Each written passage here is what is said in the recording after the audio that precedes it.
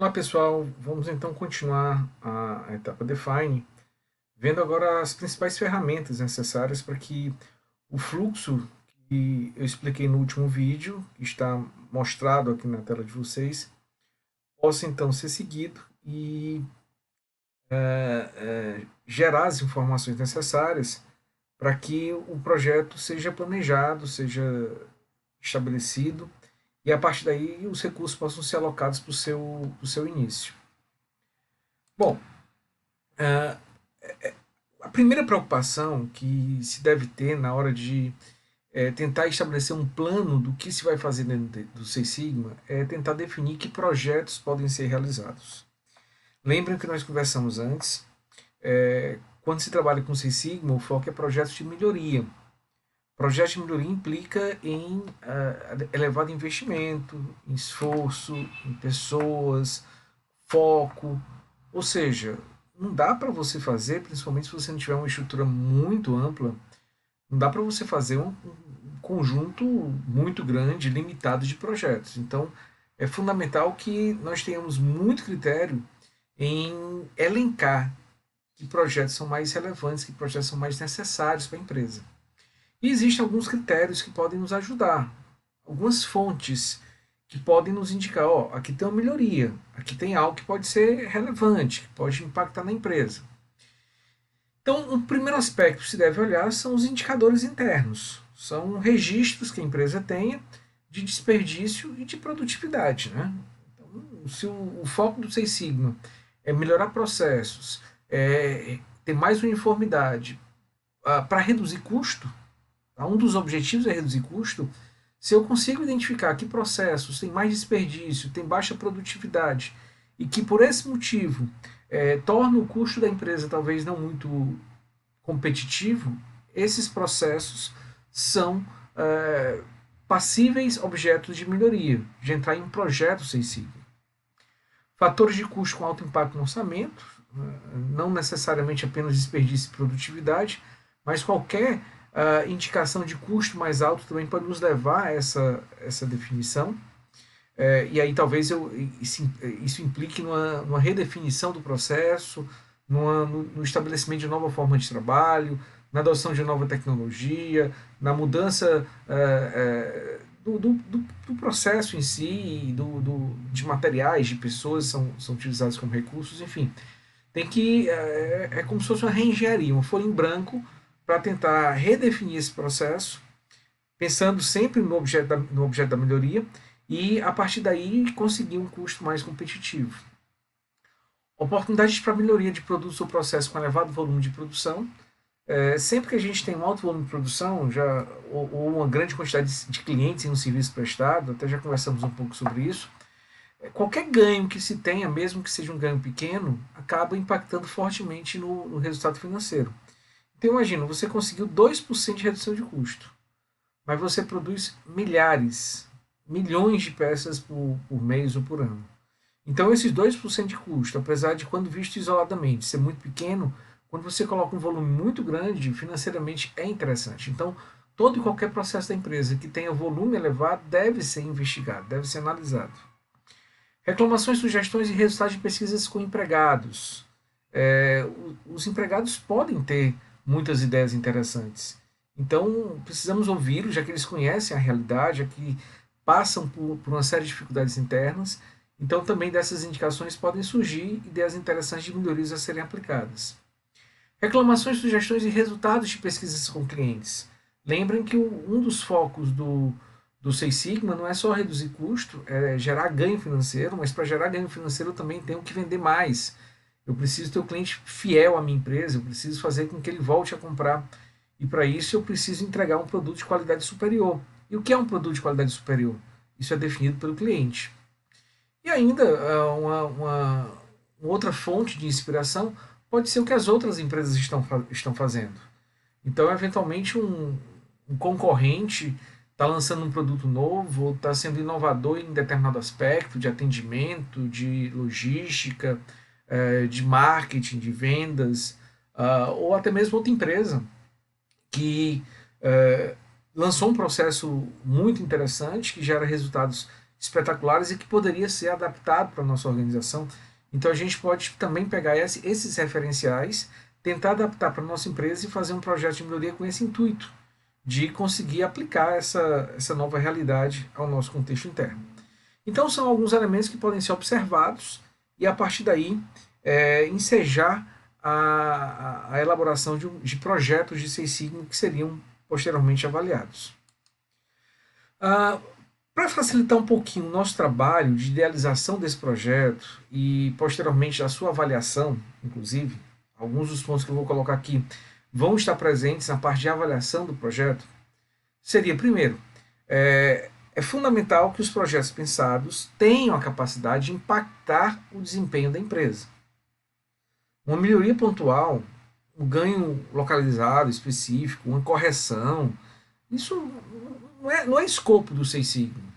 Isso eu posso usar, sei lá, gestão da rotina para isso, o MASP, que é uma metodologia mais simples, mais intuitiva, inclusive.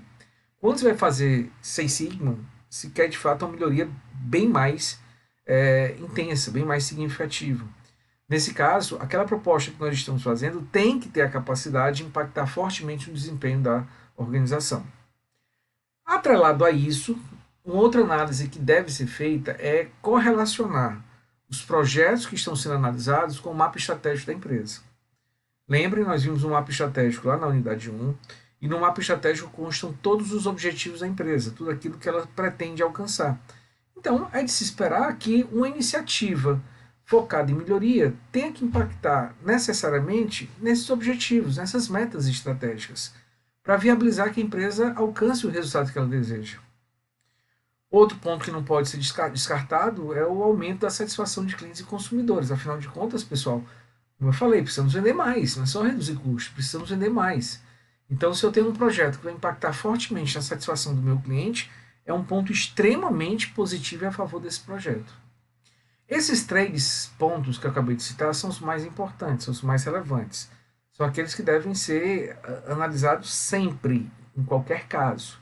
Agora, em termos operacionais, para viabilizar a gestão, o andamento, o acompanhamento do projeto, nós precisamos também ter a certeza que o modo como nós estamos planejando o processo torna os resultados possíveis de serem mensurados. Tá? Precisamos ter indicadores para isso. Se eu não meço, eu não gerencio. E se eu não gerencio um projeto Six Sigma, eu jamais poderei avaliar o grau de alcance dos seus objetivos. Isso não tem sentido dentro dessa metodologia. E um outro requisito importante é que haja uma boa conclusão, uma boa chance de conclusão no prazo esperado. Um projeto que atrasa muito, um projeto que você promete uma data, estabelece um cronograma focando em um período e não consegue alcançá-lo, tem que estender muito o projeto além desse prazo, além de custo, gera questionamento. Então, um questionamento colocado em um processo de mudança é sempre complicado. A resistência que já existe tende a aumentar. Então, é fundamental que o planejamento seja feito dentro de uma condição de alcance de prazos, inclusive negociando recursos. Se o nosso prazo, em termos legais ou por uma determinação da empresa, é curto, eu tenho que ter mais recursos que viabilizem o seu alcance. Tá? Então, aqui são elementos que vão ser usados na nossa avaliação. Agora, é importante que a gente identifique uma metodologia um pouco mais completa, uma vez idealizados esses projetos, que nós possamos fazer a escolha, que nós possamos chegar a uma definição de quais projetos são realmente prioritários. E aí eu peço a atenção de vocês nesse passo a passo aqui, que é muito importante e é essencial que ele seja seguido dentro dessa etapa do Define. Então vamos lá, vamos passar passo a passo. Primeiro deles é determinar ou validar, tá? A gente pode acrescentar isso, os objetivos e estratégias da empresa. Antes de falar em Six Sigma, antes de listar, tentar identificar potenciais projetos, eu tenho que ter a certeza de quais são os objetivos e estratégias da empresa. Afinal, como nós conversamos agora há pouco, uma das finalidades de um projeto Six Sigma é facilitar o alcance dos objetivos estratégicos da organização. E se esses objetivos não estão definidos ou estão definidos de forma equivocada, lógico que eu não vou caminhar no sentido de alcançá-los. Ou seja, eu posso fazer um esforço hercúleo, eu posso investir muito, eu posso movimentar muita gente dentro da empresa, até conseguir finalizar esse projeto, mas ele não repercutir diretamente na competitividade, não repercutir em ganhos práticos para a organização. Isso, logicamente, vai pôr em questionamento todo o programa Six Sigma. Então, a primeira coisa é ter certeza de quais são os objetivos estratégicos da nossa organização. O que, que nós queremos alcançar? Quais são os resultados principais que precisam ser priorizados? Se a empresa tem já um planejamento estruturado, ótimo. O máximo que a gente faz é validar, ter a certeza que é aquilo mesmo. Se não, nós vamos ter que primeiro fazer todo o processo de planejamento, como nós vimos na unidade 1, para aí sim começar a busca por projetos de melhoria. Tá? Isso é importante que seja observado não só na metodologia Six Sigma, mas em qualquer esforço de melhoria, de mudança que se faça dentro de uma empresa. Logo em seguida, com os objetivos validados, vamos tentar listar os potenciais projetos Six Sigma, ou seja, vamos tentar estabelecer dentro daquelas fontes de informação que nós acabamos de passar, tentando observar aqueles critérios que também são relevantes, tentar listar quais são os projetos potenciais possíveis que podem ser realizados. Logo em seguida, vamos elaborar a matriz de priorização para a seleção de projetos. Essa matriz de priorização é muito semelhante à matriz GUT. Vamos já ver. No próximo vídeo a gente vai ver essa matriz de priorização. E ela basicamente nos permite, por meio de um brainstorming, levar em consideração uma série de critérios relevantes para que nós possamos escolher qual é o projeto, ou quais são os projetos mais relevantes. Vamos aplicar essa matriz e, a partir dela, a partir do seu resultado, vamos selecionar os projetos que serão executados, que são os mais relevantes. Definido o projeto, nós vamos associar o projeto a cada área da empresa, a área que tem mais vinculação, ao principal cliente interno, a área que tem mais interesse no resultado, e o gestor dessa área vai ser nomeado como champion desse projeto, ou seja, vai ser o líder. Vai ser a pessoa que vai estar lá cobrando, que vai estar dando uma visão de negócio, que vai estar em contato direto com o Black Belt ou Green Belt que vai conduzir esse projeto, para garantir que o real problema seja resolvido ou que os ganhos que foram estabelecidos para a sua área possam de fato ser alcançados. Definir o Black Belt ou Green Belt responsável pelo projeto, que vai conduzir. Lembrando que, se for um Black Belt, é recomendado que o projeto seja um pouco mais complexo, tá? Senão o Green Belt pode resolver bem. E aí, esse líder, Black Belt ou Green Belt, juntamente com o Champion, vão elaborar o Business Case. O que é esse Business Case? É um plano de negócios, né? É como se eu fosse abrir uma empresa, só que nesse caso a empresa é o projeto de melhoria.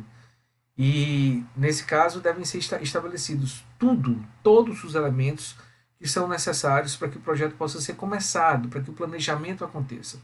Nós vamos detalhar esse business case um pouco mais na frente, mas de modo geral, você tem que elencar a equipe que se pretende trabalhar, a equipe que vai começar os trabalhos, vão estar alocadas a esse projeto. Vamos ter que definir qual é o problema que vai ser tratado, qual o processo envolvido. Vamos ter que definir quais os resultados esperados em termos de indicadores e metas. Vamos colocar algumas restrições que têm que ser obedecidas. Qual o prazo que deve ser obedecido. E vamos também estabelecer qual seria as principais ações que devem ser executadas de modo mais imediato, para que o projeto possa começar a sair do papel. Então, avalia-se com base no business case, com base na descrição do que se pretende fazer, se os ganhos, de fato, serão significativos, têm potencial de alcançar aquilo que foi discutido lá na escolha, lá na matriz de priorização de projetos. Se não forem, a gente vai deixar esse projeto de lado para talvez uma revisão no futuro e vamos partir para outro projeto. E vamos verificar se o projeto de fato requer uma equipe, requer um conjunto de ações estruturadas para a sua realização. Se sim, ótimo, vou iniciar o desenvolvimento. Se não, eu só vou executar essa ação, que deve ser uma coisa mais simples, mais rápida, que não precisa de todo um esforço, toda uma elaboração, e vamos auferir o resultado de modo mais rápido. Então, de modo geral, essa é a estrutura, e a partir daqui nós vamos detalhar nos próximos vídeos algumas ferramentas que podem ser usadas para esse fluxo.